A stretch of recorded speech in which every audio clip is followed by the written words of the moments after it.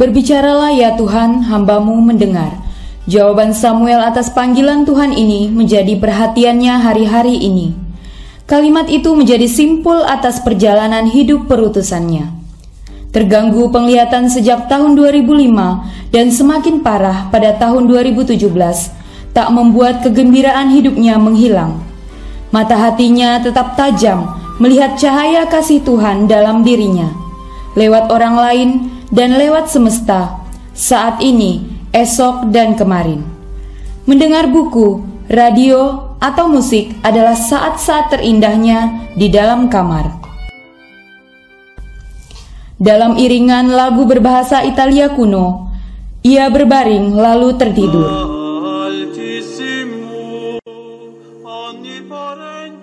Sesi kedua malam itu di Mels, 9 Oktober 1945, setelah kelahiran yang pertama 30 menit sebelumnya. Terpujilah Engkau Tuhan, selamat datang si kembar. Seruan bahagia sang ayah, yang wajah cemasnya telah berubah menjadi senyum cerah. Mereka diberi nama Yakob dan Rosemarie Willy. Yakob tumbuh dalam keluarga sederhana dan saleh. Ayahnya Antonius Willy dan ibunya Gertrude bekerja setiap hari menafkahi Yakob dan 10 saudaranya yang lain. Dalam keluarga yang penuh kasih, ia mendapat pendidikan yang baik. Ya, saya SD juga negeri, kemudian SMP juga negeri, tapi hanya setahun.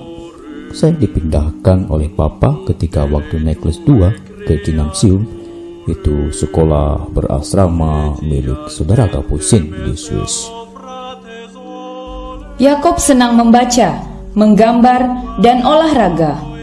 Jiwa seninya pun terpelihara dan tumbuh dengan baik. Semua anugerah itu dibawa dan dipersembahkannya kembali kepada Tuhan, menjadi bekal bagi perjalanan hidup dan karya-karyanya. Sejak 2 tahun terakhir di Gymnasium, saya sudah memutuskan untuk menjadi saudara Kapusin. Saya merasa punya ikatan emosional dengan saudara Kapusin itu sejak kecil.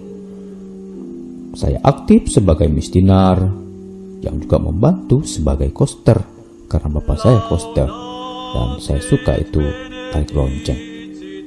Saya kenal saudara Kapusin yang sederhana, bersahaja, murah hati, pintar, dan juga sedikit pemarah.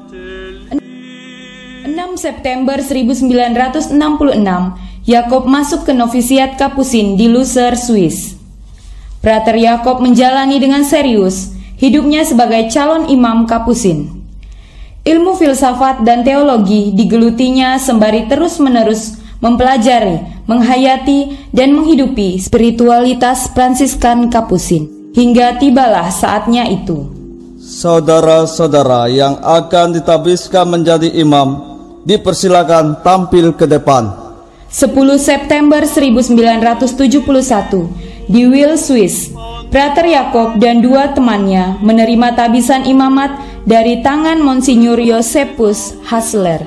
Tanggal 12 September tahun 1971, saya mempersembahkan misa perdana di kampungku. Tugas pertama saya sebagai pastor muda itu sebagai pastor rekan di paroki Santo Nikolaus, Rennes, Swiss. Mengajar agama di SMA, melayani orang jompo, mengunjungi orang sakit, pastoral keluarga, dan melayani orang mati. Itulah sebagian dari karya pelayanan Pastor Yakob sebagai pastor rekan. Semua itu dijalaninya dengan sukacita. Hingga suatu saat, Tuhan dengan cara yang sangat sederhana memilih dia melaksanakan tugas perutusannya ke tanah misi. Sebuah kartu undangan bergambar setangkai bunga Loensen dibuat oleh Pastor Yakob untuk upacara perutusannya ke tanah misi. Ya, Pastor Matius Kessler menudung saya menggantikan dia bermisi di tanah Borneo. Dia yang urus semua, saya tinggal berangkat. Lebih cepat dari waktu yang direncanakan sebelumnya. Itu misa perutusan dilangsungkan tanggal 13 November tahun 77 di parokiku. Bunga Loensen bagi Pastor Yakob melambangkan perutusannya sebagai misionaris. seperti bunga luinsen yang menebarkan benih kemana saja angin membawanya. Itulah ketaatan Pastor Yakob dalam menebarkan benih-benih Injil kemanapun ia diutus. Luinsen yang berarti gigi singa, melambangkan kegigihannya dalam mewartakan kabar baik. Ia melaksanakan apa yang diperintahkan Tuhan Yesus. Pergilah ke seluruh dunia, wartakanlah Injil kepada segala makhluk. 12 Desember 1977, ia tiba di Indonesia.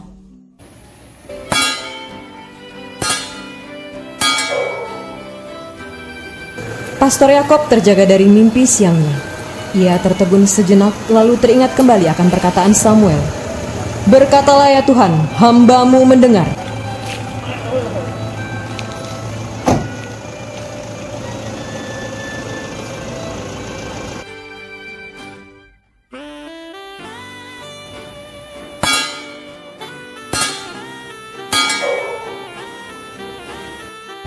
Selamat sore Pastor Yakob, apa kabar?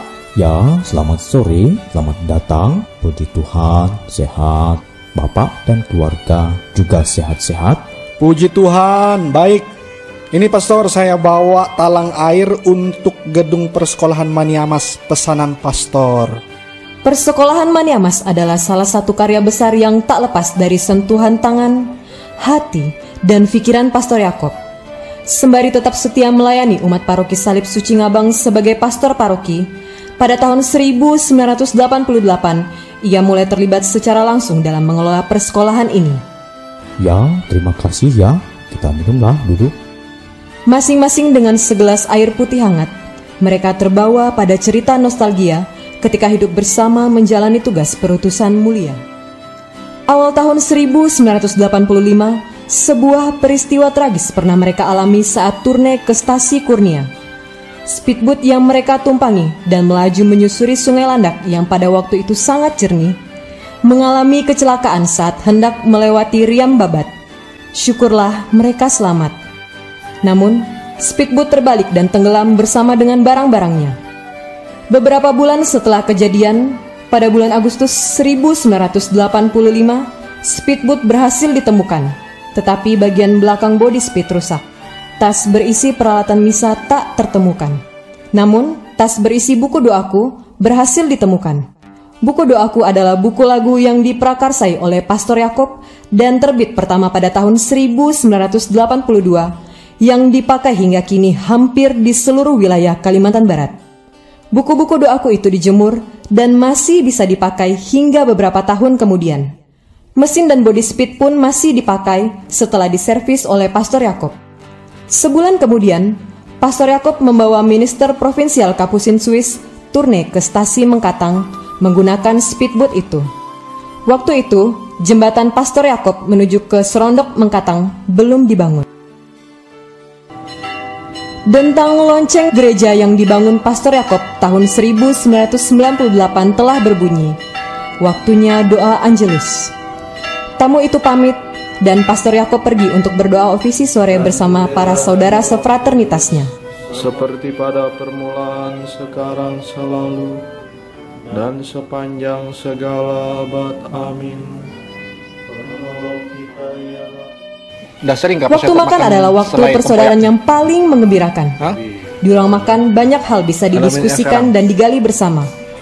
Sampai ke kedalaman 7 meter di dalam tanah pun dapat digali di ruang makan. Seraya bersyukur sebab sungguh Tuhan memberi kita makanan yang paling lezat. Setelah santap malam, Pastor Yakob kembali ke kamar.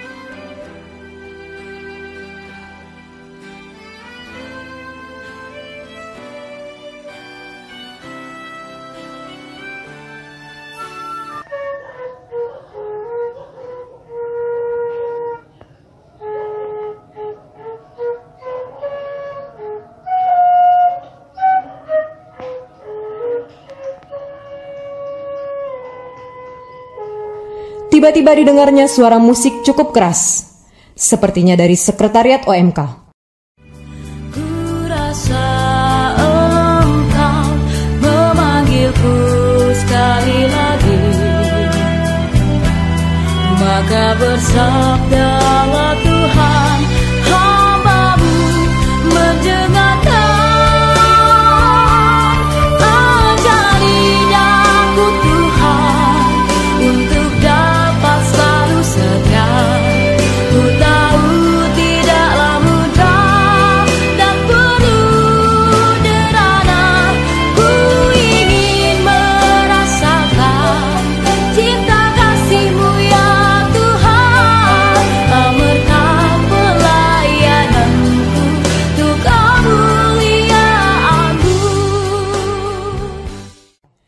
Kurasa engkau memanggilku sekali lagi. Bersabdalah Tuhan, hamba-Mu mendengarkan. Kemudian Pastor Yakob memutar kembali sebuah lagu berbahasa Italia kuno.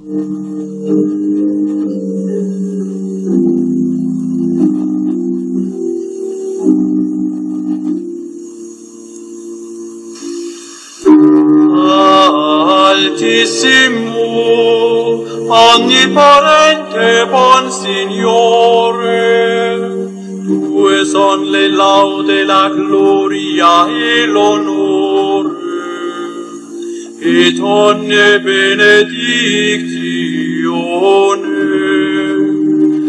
A te solo, Altissimo, se confanno, et nullo et dignum temendo mare.